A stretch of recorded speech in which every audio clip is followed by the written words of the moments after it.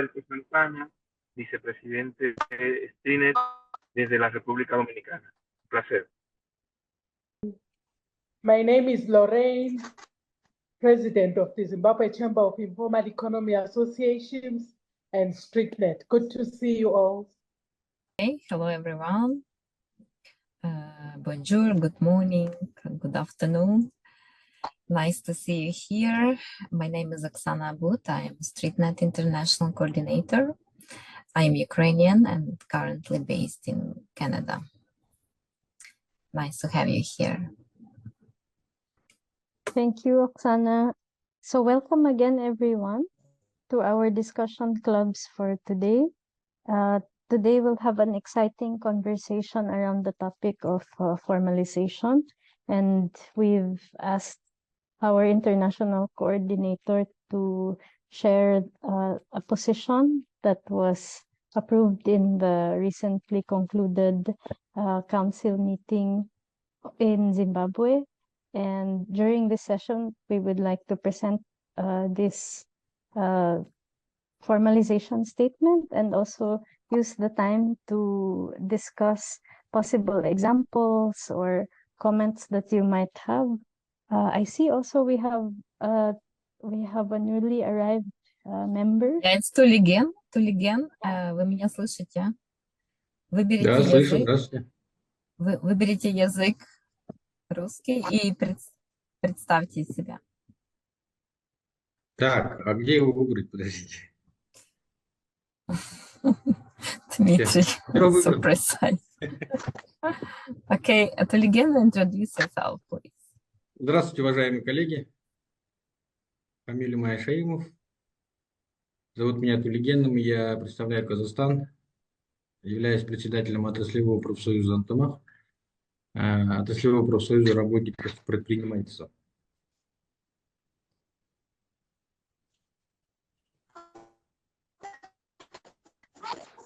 Welcome, Brother Tuligen. Okay, so without further ado, I will just pass the mic to Oksana for her to begin her presentation. And just remind everyone that if you have any questions or if you want to ask something as Oksana is presenting, you can send your questions through the chat, but there will be time to discuss. So Oksana, the floor is yours, and welcome again to everyone. Thank you so much, dear Nash. And I hope everyone select your respective language. Again, did you find the Russian interpretation? So we are fine to go. Okay, nice. Thank you for also your time, because as you know, our discussion clubs on Saturdays sometimes are a bit hectic, but we believe it's very good time for us to share our ideas, our positions, but also to discuss how we can move forward. And today we will introduce to you our position, what we think is good to go in terms of formalization from the informal to the formal economy. Since we are representing informal economy workers, so it is very crucial momentum also for us, especially in light of the upcoming International Labour Organization conference, which will happen this year in June in Geneva. And one of the topics for discussion will be around innovative approaches towards formalization. So, Myra, are you going to share the screen with presentation? Yes, if you can, please. Yes. Okay, so then let's start. And if you have any questions, so you can put them in chat, or just I would like to ask you to wait until I finish, and then we can discuss. So first of all, we decided to name or title our position as empowering informal vendors, a just transition to formalization, because we believe it should be fair and just. So this is what we promote. And just to highlight that this position as a draft has been already discussed by our International Council members during our last meeting in Zambia, which took place in early April. And today we will still wait for any of your suggestion, your recommendation, so that we are good to finalize and to promote this paper, this position to different stakeholders, partners, and other audience. Let's move, Myra. Next slide, please. So as I already mentioned, this position we decided to develop because not only because we are the ones who represent informal economy workers who are engaged in informal employment, but also because it became so crucial to discuss this particular issue at the top global international level as a tripartite structure, which means governments, employers and workers organizations get together during the annual conference of the International Labour Organization and to discuss how we can move forward, how we can tackle the challenges. And we believe that this approach from StreetNet in particular, how we see formalization, how it should be, is very timely because after discussing with you, we need to also promote our position to the world. Next slide, please.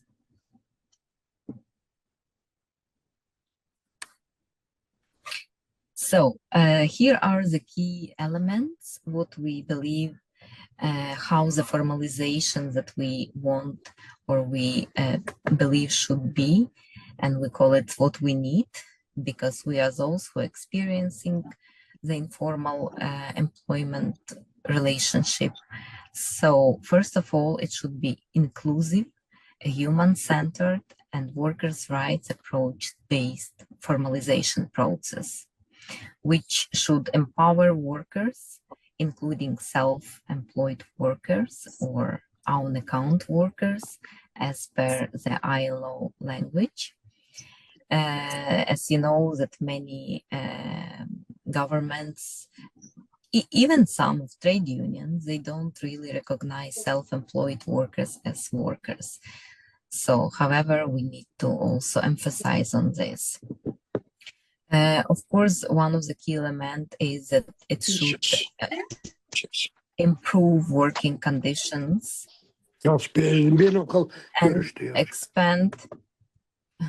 expand social protection and secure economic rights and livelihood, which are very important for, particularly for our constituency.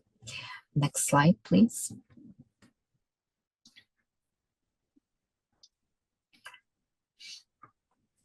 So in our position paper, we also have, we call it audience, people whom we refer to or whom we want to listen to us and to hear us.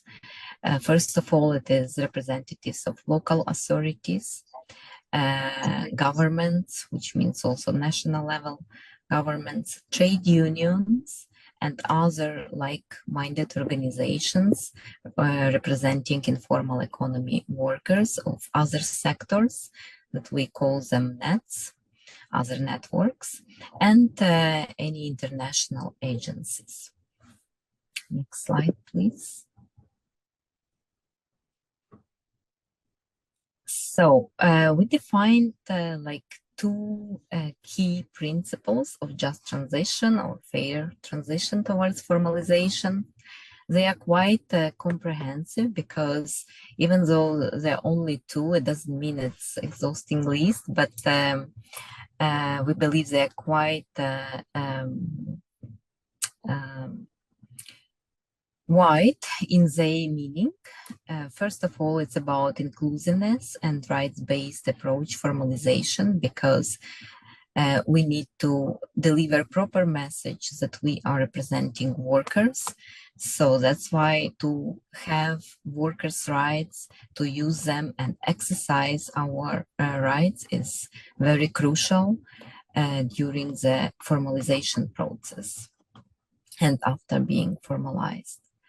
And second key principle is around the concept of decent work, which is also the concept of the ILO, which is quite inclusive, and it has many elements inside, which are also called pillars and have quite comprehensive also meaning towards labor rights, covering all workers, informal and formal workers, as well as social protection and social dialogue, which is crucial for us to have the right to collective bargaining, to negotiations with any identified counterpart or stakeholder. Next slide, please.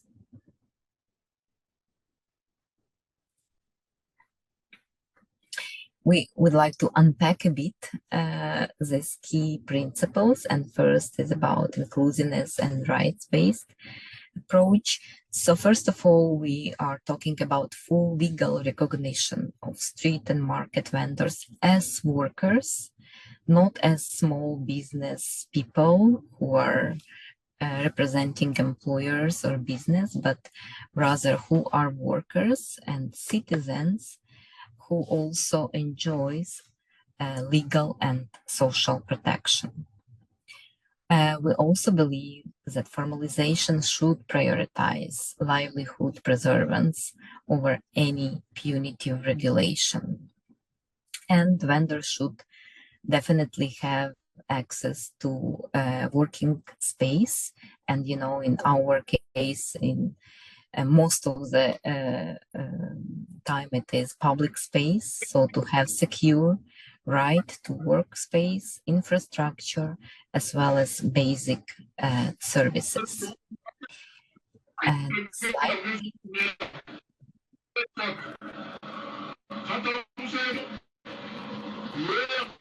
Can you go back to the last slide, please? Yeah, we will share with you the presentation. I'm not sure whose mic is on. Okay. Just a second.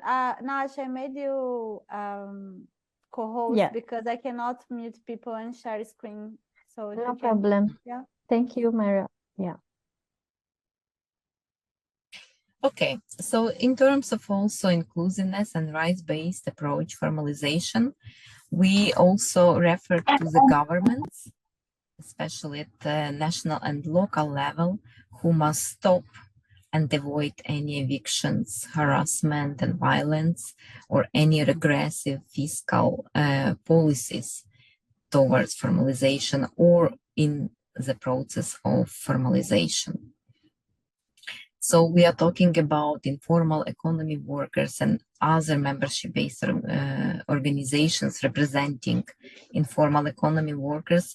They have to play a role from the beginning to the end, which means in shaping the policies towards formalization, where they are also key actors and which are also affecting them and their rights and their livelihoods. So we also talk about formalization, which should be considering gender elements, but as well as to consider historically marginalized groups. And we are talking here particularly about migrant workers, about disabled people who are also represented widely in our sector. Next slide, please. So the second key principle, as it was mentioned about, is about decent work. And we highlighted on social protection and social dialogue, even though they are covered, I would say, within the decent work pillars or decent work agenda. However, they are so crucial for us, and including during the formalization process, so that we decided to define special place for such elements as social protection and social dialogue. So we are talking here about the fact that formalization should ensure access to social protection, which should be extended to all workers, in particular with a big focus on maternity protection, on healthcare benefits, childcare, and pensions. So which basically is also based on the provisions of the ILO recommendation 202 on rights-based social protection, which has a life cycle approach, which means from the birth of the child to the retirement age. We also talk about recognition of social value of street and market vendors' work and how crucial it is for them to be valued and recognized also as essential workers who bring a lot of contribution and value to the local and national economies. And recognition of street vendors and market vendors as social partners in drafting or developing policies or decision-making processes, including and in particular during the urban planning development processes. Next slide, please. So we are talking here also about unions or organizations, membership-based organizations of informal economy workers or cooperatives, and collective bargaining must be recognized and supported. So we are referring here to the right of all workers to have the right to be organized and to right to negotiate, or collective bargaining as it is in traditional formal employment relationship as called. So also we're talking about labor rights of informal economy workers, in particular of street and market vendors who are also informal, must be protected. So they should be allowed to protest against any decisions or policies which negatively affect them or which harm their rights or their livelihoods. Next slide, please. We also defined in this position, we call them 4 pathways to fair formalization. And there are 4 key factors, elements. And of course, most of all, we are talking about implementation of already existing ILO legal instrument, which is called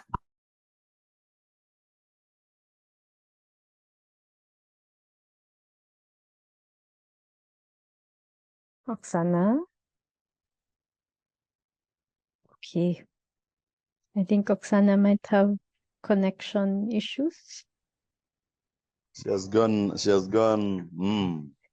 Yes, she's currently joining us from her car using some data. So, Myra, do you want me to continue this portion? I think, or should we?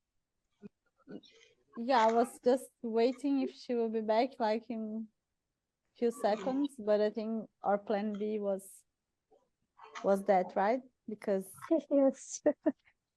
Okay, hold on. Let me just let in Brother Jorge. Yes.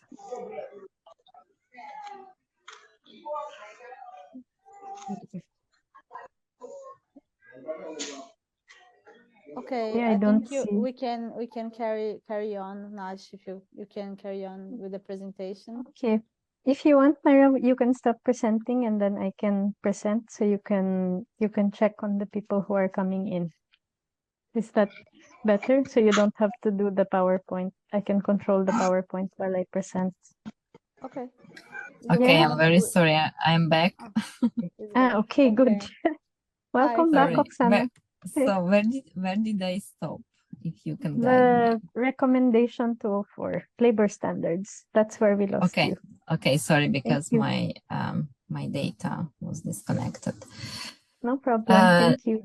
So yeah, I was highlighting on the importance of the ILO recommendation 204, how it is important to implement already existing instrument, especially it is international legal instrument, which we can use because it's quite good document which has good provisions for our constituency, for all informal economy workers to use in terms of fair and smooth transition towards formalization.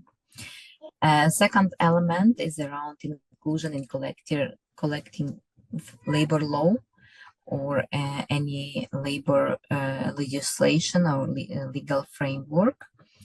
The third element, we take social solidarity economy as one of the ways towards smooth formalization.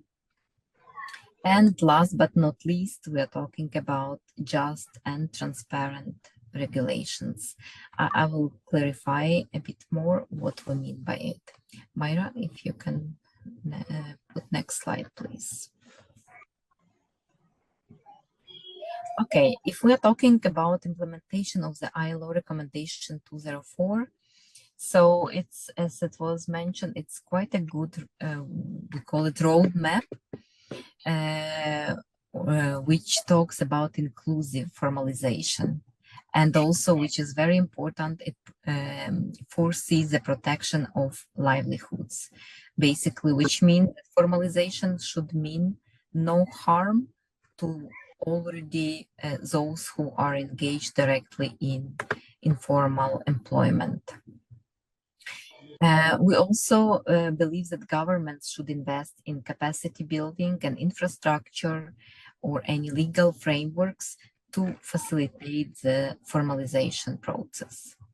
And of course, awareness raising campaigns and trainings around the provisions of this important legal instrument should be also on place, should be promoted, including among and with local authorities. Next slide, please. And here is a short example about implementation of some of the provisions of the ILO recommendation 204. And we take very recent example and maybe one of few only globally, because unfortunately recommendation 204 is not really taken seriously by our national or local governments. So we really need to work more on promotion of this very good legal instrument. And we are talking here about Brazilian experience. We have Juliano who can actually share later if there is interest about this specific case or approach.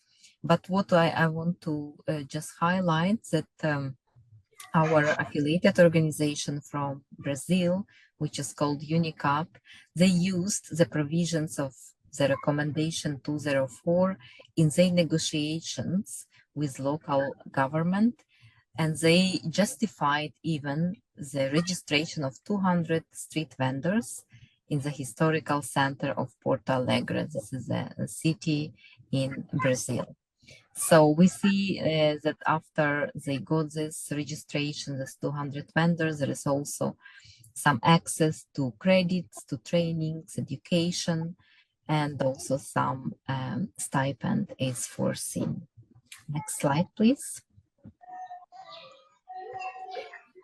Here is also a small example of one of our affiliate from Zimbabwe. This is the organization of our president, Lorraine. So we are talking about mainly negotiations or social dialogue, how to call it, when our affiliate, they signed 19 written agreements that we call the memorandums of understanding with local authority, which reflect directly the negotiation process, but also it's about establishing and maintaining relationship with local governments and to strengthen the recognition and representation while improving conditions for the members, but not only for the members, for all street vendors who are working in that area. Next slide, please. Next provision or principle from us is about inclusion in labor law. Bluetooth mode. Can somebody? Yeah. Okay. So we are talking here mainly about respect and highlighting on dignity and rights of street and market vendors, and also their right to form and organize trade unions or any type of membership-based organizations of informal economy workers, so that they should have and enjoy this right to not only to organize, but also to register their organization as trade unions. You know, it's a practice in most of the countries that unfortunately our organizations are refused in registration because street vendors and market vendors, they are not considered as workers. I mean, legally not recognized. That's why the Ministry of Labor usually, or Ministry of Justice, refuse to register them as trade unions.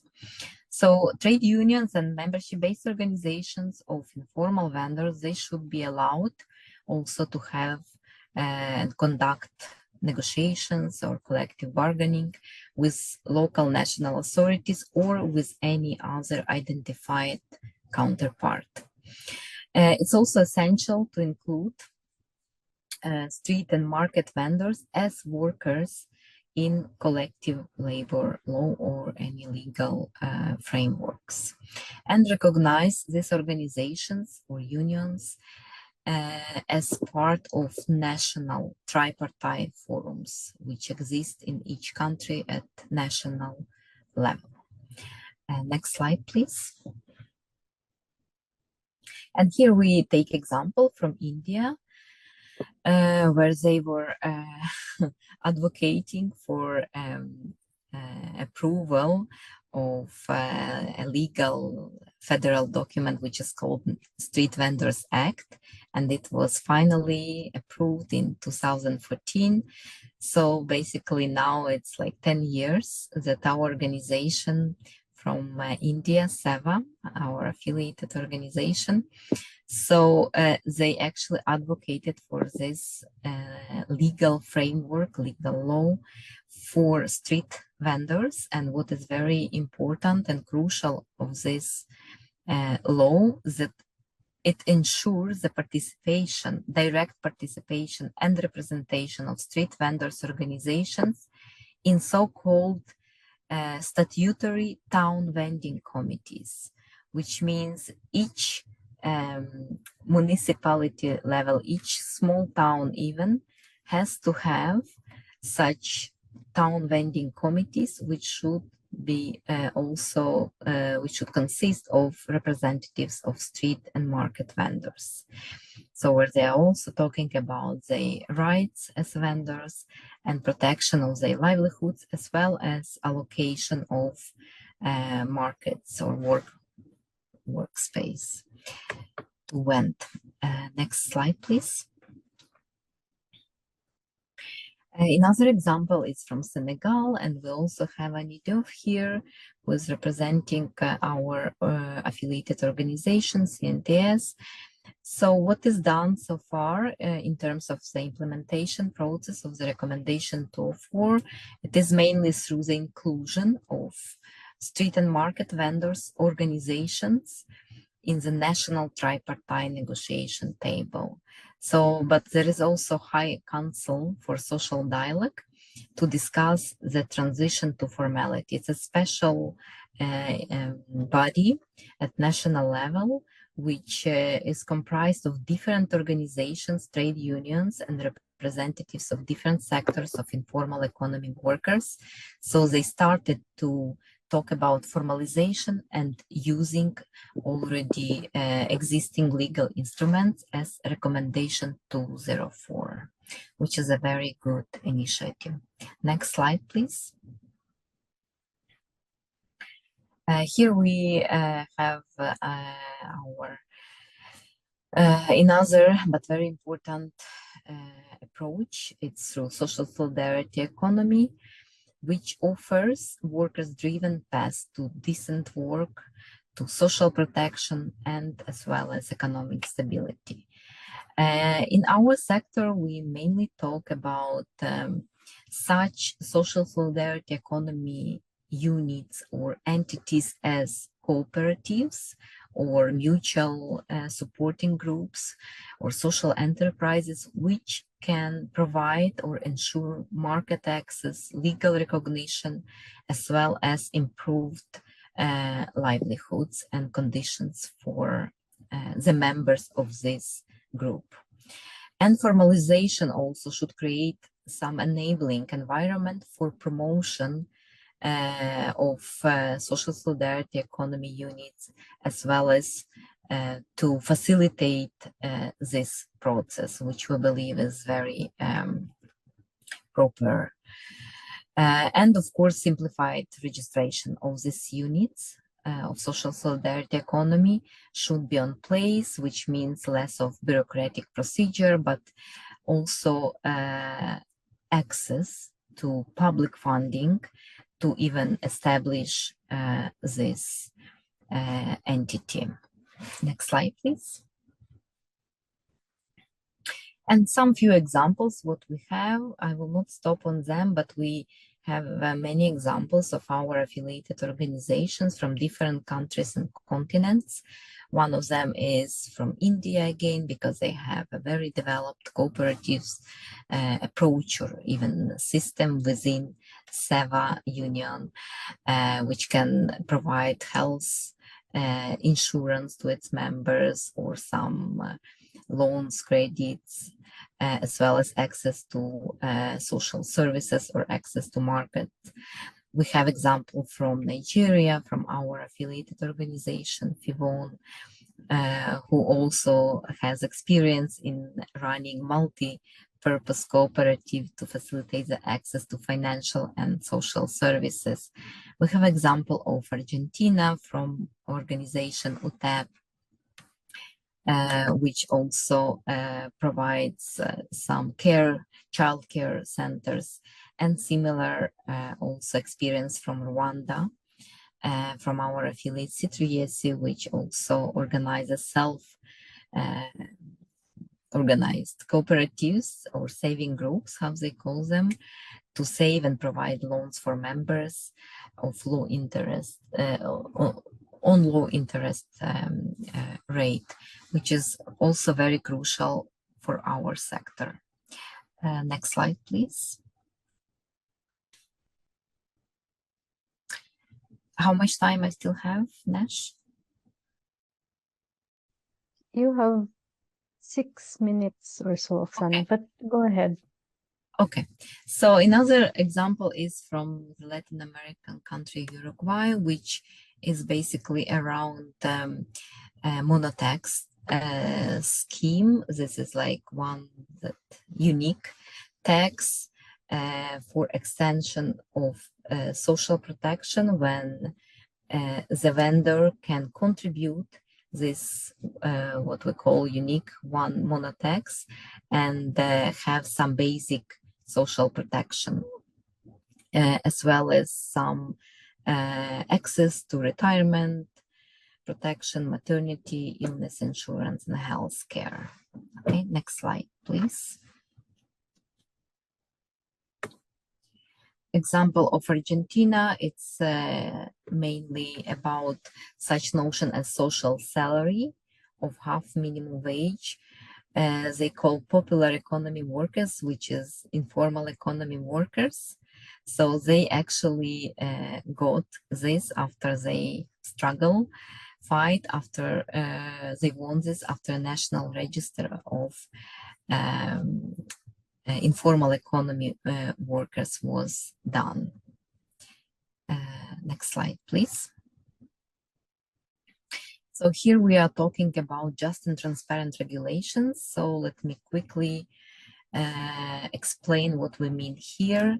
We are referring to any legal regulations, any laws, legislation, or bylaws that they have to be very clear, simple, fair, realistic, and which is very important to reflect reality of what is happening in the vending sector, if we are talking about the street vendor sector. So we are also talking about urban planning processes which should allocate public spaces for vending to ensure also gender sensitive approach, because as we know, prevailing majority of our sector is dominated by women vendors. Authorities also should play and apply actually laws consistently following due processes when implementing also these policies. So it should be not only in theory, but it should be also followed and monitoring this implementation of the policy processes. And we are here also targeting the issue of just taxation, or any taxation policy which we believe should be progressive, but not burden on street and market vendors. Next slide, please.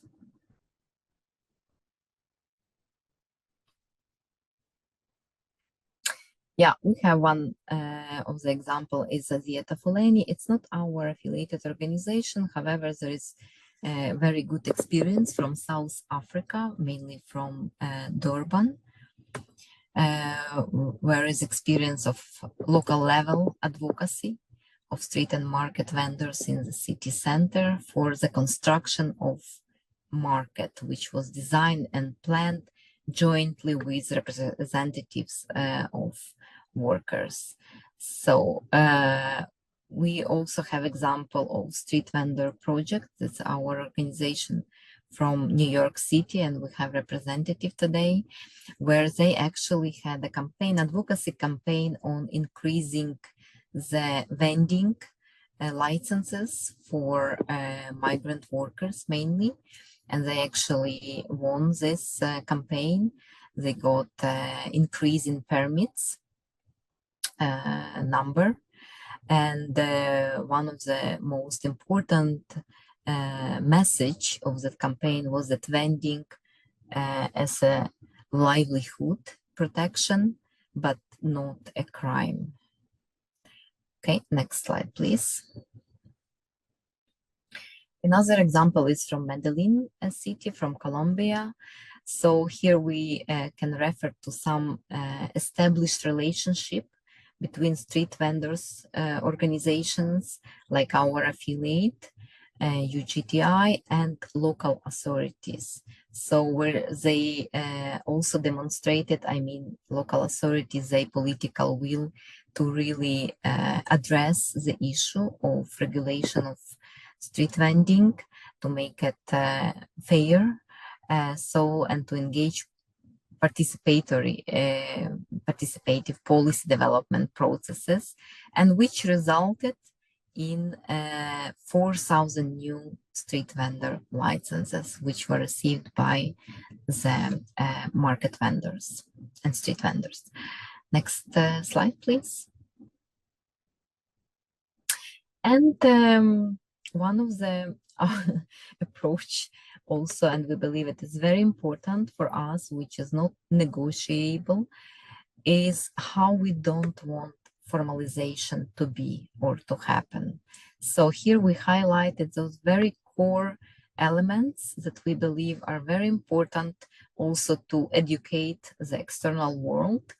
So what formalization should not be and how it should, we don't see it, that it is on place. First of all, it's not a tick box exercise that we are talking here about real improvements, not only in theory, not only on paper, but also with less bureaucracy.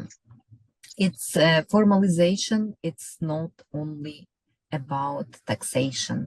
The authorities cannot just tax all informal economy workers and then put ticks that say formalize them, because it is not about this and it is impossible. So we are here talking about focus should not be on taxing vendors, but better to bring them closer to accessing their rights and social services.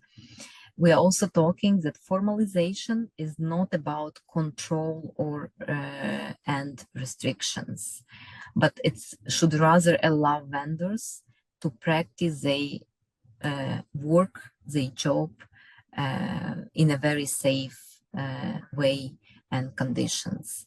And of course, it shouldn't be any threat or harm to livelihoods, which is also in the provision of the recommendation 204. Next slide, please. Okay, and yeah, one of the slides for us is our call for actions, especially during the ILO conference in June in Geneva. So we would like to highlight on endorsing the ILO recommendation 204 as a guiding provisional framework for just and fair transition towards formalization. We also need to ensure that all informal street vendors, market vendors, they're all represented and recognized in decision-making processes at different levels. We also reject formalization models that harm livelihood and fail to protect workers and their rights. We also commit to worker-centered policies, where in the center should be rights of workers, of street vendors as workers, and which should only improve conditions and expand legal and social protection. And of course, to promote and to continue advocate for social solidarity economy units or entities as a pathway to inclusive formalization. I think that's it so far. And yeah, if you have any questions or comments, so please go ahead. Thank you. We also asked Comrade Alberto to prepare a bit of a presentation also to talk about how to bring this position to national delegations, especially following his experience with the Trade Union Confederation of the Americas. So, Comrade Alberto, would you like to come in now? And then after that, we can open the space to all of us for discussion. Thank you. Perfecto, perfecto. Bueno, buenos días a todos, a todas las compañeras. Feliz de ver muchos compañeros que tenía tiempo que no lo veía ni en el chat ni en las reuniones, pero es un gusto estar con ustedes. Decir que esa construcción de una transición justa que hemos venido trabajando en StreetNet ha sido una construcción desde las bases. Se ha estado haciendo en cada una de las regiones de StreetNet, donde los compañeros y compañeras de las organizaciones de base han estado haciendo sus propuestas y poniendo en blanco y negro, como llamamos, su visión frente a lo que debe ser una transición justa de la informalidad a la formalidad. Para nosotros fue de mucha satisfacción ver que los puntos de vista de los compañeros y compañeras que trabajan en el sector informal, de los vendedores de StreetNet, son los mismos puntos de vista que las centrales sindicales, no solamente de las Américas, sino también de todo el mundo, liderado por la Confederación Sindical de las Américas Internacional, la CSI. Esto nos llena de orgullo porque ellos han reconocido el valor que tienen los vendedores ambulantes en todo el mundo. Decir también que esos elementos que mencionaba la compañera Oksana son muy importantes porque ya, como también ella explicaba, muchas de nuestras organizaciones han empezado a implementar esa visión frente a lo que va a venir en la conferencia de OIT. La conferencia de OIT este año es muy singular, muy particular porque si vemos todos los temas que tiene, las diferentes mesas temáticas, alrededor de 3 mesas tienen que ver muy directamente con la labor que hacemos nosotros en la economía informal. Tenemos directamente el tema de la formalización, pero también está el tema de la plataforma, del comercio en plataforma, que ha sido algo que ha crecido de manera abundante y que independientemente de que no sean vendedores ambulantes, sí tiene que ver con mucho comercio informal que ha estado creciendo en todo el mundo. Nosotros vimos en la reciente reunión preparatoria para la conferencia de OIT en Montevideo, Uruguay, que participaron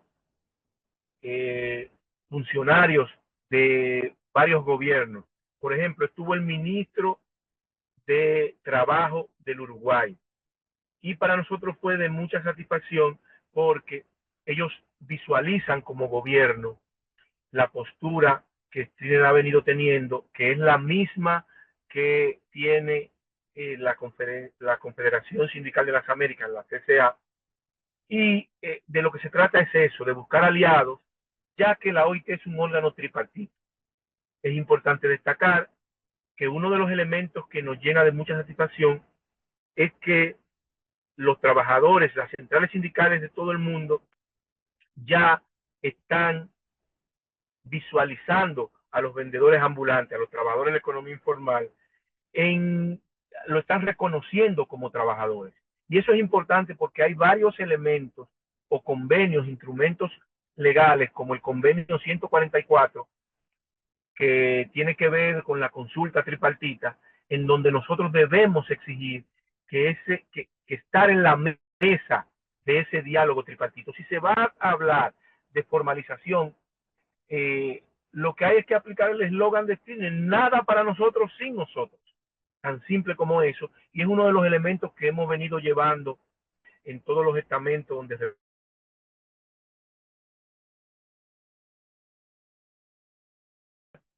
que salió de manera relevante el tema de la protección social, específicamente con el convenio 102. Es un instrumento que está ahí y que la recomendación 204, que nosotros le hemos enarbolado como bandera, también hace referencia al tema de la protección social y nos llama a tomar de la mano el convenio 102 para luchar por la protección social de nuestros compañeros y de nuestras compañeras. Decir también que se han estado experimentando en algunos países como México y como Chile, que tienen alguna propuesta, y Perú, algunas propuestas para formalizar, pero de manera justa. Hay otros países que no ha sido así y que tenemos que tener mucho cuidado porque más que reconocernos como trabajadores, hay países que nos quieren ver como comerciantes, como emprendedores, y real y efectivamente nosotros podemos tener comercio, pero nosotros somos trabajadores. Nosotros no somos ni microempresarios, ni empresarios de la mediana empresa, nada de eso. Nosotros somos trabajadores y por tal razón tenemos que seguir los derechos que tienen los trabajadores para poder tener una transición justa. Esta exposición que Oksana nos hace ha tenido muchos debates y creo que al fin hemos llegado a un documento que nos representa a todos los trabajadores y trabajadoras de la economía informal y específicamente a los vendedores ambulantes. Decir que tenemos que tomar este documento como nuestra arma de lucha para tratar de exigir, de reivindicar una transición justa, pero una transición que se base en derechos para los trabajadores. Yo, desde mi humilde posición, le exhorto a todos los compañeros y compañeras que nos abracemos de este documento y que podamos llevarlo a cada uno de los rincones y de las organizaciones que tienen posiciones en la Conferencia Internacional del Trabajo, para que podamos hacer la incidencia necesaria y los puntos de vista de nuestro sector puedan ser tomados en cuenta. Llevárselo a los gobiernos, decirle que nosotros somos aliados de las políticas públicas que van en favor de la gente y que nosotros, como un sector mayoritario de la producción de los países, ya que la misma OIT habla de que alrededor del 60% de la fuerza laboral de los países están en la economía informal. Por tal razón nosotros tenemos que reivindicar eso como fuerza mayoritaria que estamos en cada uno de los países. Y los gobiernos deben entender que nosotros somos aliados para mejorar la calidad de vida de no solo de los trabajadores, sino de las poblaciones a las cuales nosotros pertenecemos. Llevárselo a las centrales, que aunque ellos están conscientes de lo que significa una transición justa basada en derechos, es importante que ellos puedan manejar el documento. Nosotros hemos hecho un borrador de carta desde StreetNet que me imagino que se le va a socializar a todo el mundo para que puedan de manera formal llevarle el documento de la formalización justa desde el punto de vista de StreetNet a cada una de las centrales sindicales y a cada una de las autoridades que creo que pueden servir de aliados ante la conferencia de OIT. No quisiera extenderme más y al igual que Oksana, ante cualquier pregunta, luego del espacio para las preguntas y respuestas, estaremos a sus órdenes. Así que gracias y un placer estar con todos ustedes, compañeros y compañeras. Thank you, dear Comrade Alberto, for also giving us very practical ways forward after Oksana has presented this position on formalization.